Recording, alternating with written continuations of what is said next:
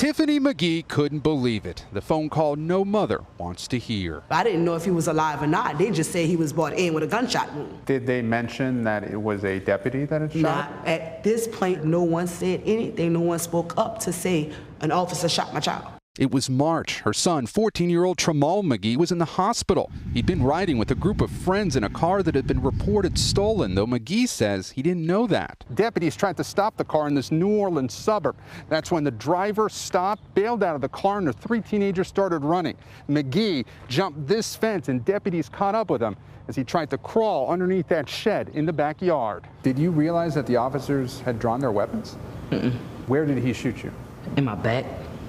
In your back? Like right here.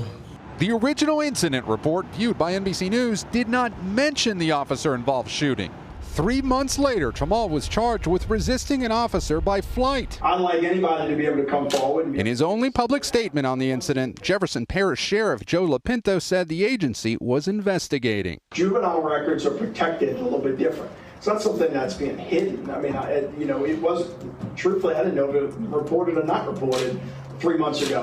But Tiffany McGee says she's struggled to get answers about what happened that night.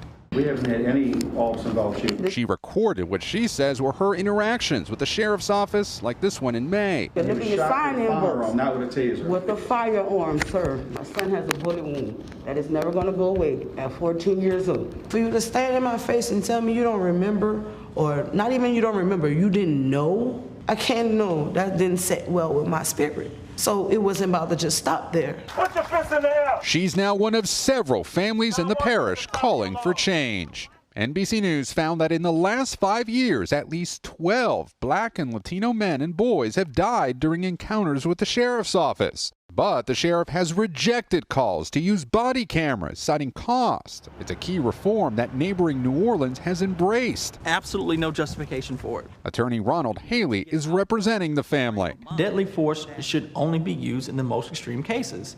And I'm sorry, a 14-year-old child laying on the ground trying to comply is absolutely, objectively, no reason to use deadly force at all.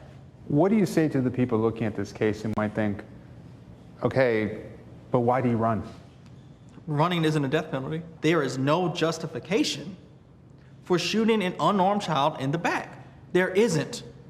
There isn't. The sheriff's office declined our request for an on-camera interview, citing child privacy laws. The office also declined to answer questions about policies and in-custody deaths.